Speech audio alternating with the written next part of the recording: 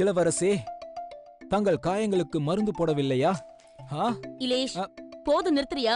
சாயங்காலம் தான் நாங்க எல்லாரும் நாடகம் பார்க்க வரோம்ல. ஆமா இலேஷ் அண்ணா, நீங்க எதுக்காக துர்ஜன் ரோலுக்குலாம் இப்படி பிராக்டிஸ் பண்றீங்க? ஏச்சி சுமாரே, நீங்கெல்லாம் இன்னும் என் பர்ஃபார்மன்ஸ பார்க்காம பேசுறீங்க. பாருங்க, இன்னைக்கு ராத்திரி என்னோட ரோலை நான் எவ்வளவு சூப்பரா பண்ண போறேன்னு. என்னோட பர்ஃபார்மன்ஸ பார்த்து அக்பர், சலீம் அப்படியே மயங்கி கீழே விழுந்துருவாங்க. டேய் எல்லாம் சாயங்காலம் பாத்துக்கலண்டா. சாயங்காலம் தானே நாடகம். மக்கள் அனைவரும் பாராட்டப் போவது இந்த அக்பரைத்தானே. அட நீங்க சும்மா இருங்க தாத்தா. பெஸ்ட் ஆக்டர் அவார்டு எனக்கு தான் கிடைக்க போகுது. ரெண்டு பேரும் கொஞ்சம் நிறுத்துறீங்களா? எல்லாமே சாயந்தரம் தெரிஞ்சிட போகுது, அவ்வளவுதானே. சரி, இப்போ வந்து டிஃபன் சாப்பிடுங்க. வாங்க ரெண்டு பேரும். இந்த நாடகம் சீக்கிரம் முடிஞ்சா போதும் போல இருக்கு. என்னால தாங்கவே முடியல. இந்த ராத்திரி தூங்கும் போது கூட சலீம் டைலாக் உளறிட்டு இருக்காரு.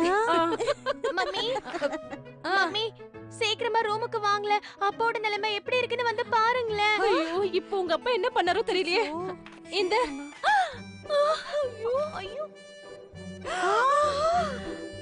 இந்த இது என்னது? ஐயோ ராணி, மறந்துட்டியா? இன்னைக்கு எனக்கு ஷோ இருக்குல்ல. நான் சலீம் ரோல் பண்ண போறேன்ல. முகத்துல ஒரு பொலிவு இருக்க வேண்டாமா? இன்னைக்கு பாருங்க, இந்தர் கஷ்யப், அதாவது இளவரசன் சலீமுடைய முகத்தில் புது பொலிவு தெரிய போகிறது. இங்க பாருங்க இந்திரனா, ஃபேஸ் பேக் போட்டுட்டு பேசவே கூடாது. அப்புறம் முகத்துல சுருக்கம் விழுந்துரும். அதுக்கப்புறம் சலீம் மாதிரி தெரிய மாட்டீங்க, சலீமோட அப்பா மாதிரி தெரியுவீங்க. அப்படியா? சரி, பேசல.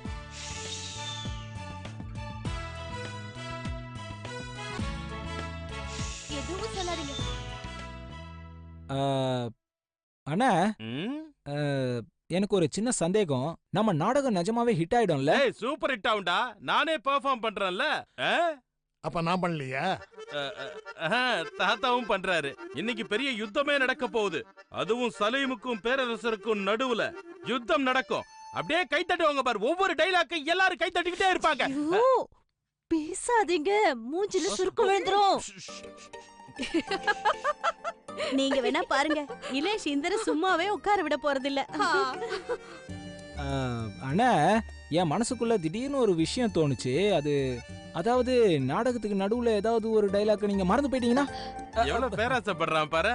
போதுண்டா, விட்டுறா. இன்னைக்குதான் ஷோ. நல்ல விஷயமா பேசணும், புரியுதா? அண்ணா, ஒருவேளை இந்த அக்பர் வந்து உங்ககிட்ட, ஏய் சலீம், நீ எதற்காக இப்படி செய்தாய் அப்படின்னு உங்ககிட்ட கேட்டாருன்னா? எதுவும் சொல்லாதீங்க. இலேஷ் அண்ணா உங்களை வேணும்னே பேச வைக்கிறாரு. அப்பதானே உங்க முகத்துல நிறைய சுருக்கம் வரும்.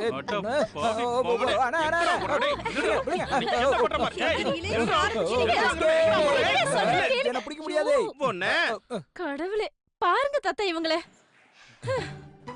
ரஜினி, நம்ம இந்த முகத்துல என்னவோ போட்டிருக்கானே, அத நானும் போட்டுக்கவா? இல்ல, அதாவது உன்கிட்ட அது இருக்கா? என்ன சொல்றீங்க தாத்தா? நீங்க ஃபேஸ் பேக் போட்டுக்க போறீங்களா? அது இல்லம்மா, நான் அக்பர் ரோல் பண்ண போறேன்ல. அதான் சலீம் முகத்துல இருக்கிற பொலிவை விட அக்பர் முகத்துல தானே பொலிவு இருக்கணும். நானும் போட்டுக்கிறேனே, ஆனா எல்லாரும் முன்னாடியும் போட்டுக்க மாட்டேன். தனியா போய் ரூம்ல போட்டுப்பேன். என்ன விஷயம்? என்ன போட்டுக்க போறீங்க? தாத்தாவுக்கு கூட ஃபேஸ் பேக் வேணுமா? ஓ, சருமும் பொலிவா இருக்கணுமா? ஷோ, என்ன மாமா நீங்க? உங்களுக்கு எதுக்கு ஃபேஸ் பேக் எல்லாம் சொல்லுங்க. சரி, நான் அப்படியே இருந்துட்டு போறேன். சரி, வானுஷா வரேங்க. ஒரு நிமிஷம், எதுக்கும் போட்டுக்கிறேனே. என்ன இருந்தாலும் அக்பர் ரோல் பண்ண போறேன். நாடகத்துல அக்பருடைய முகத்துல சலீம் முகத்துல இருக்கிற பொலிவை விட அதிகமா இருந்தாகணும் இல்லையா? நீங்க சொல்றது கரெக்ட் தான்.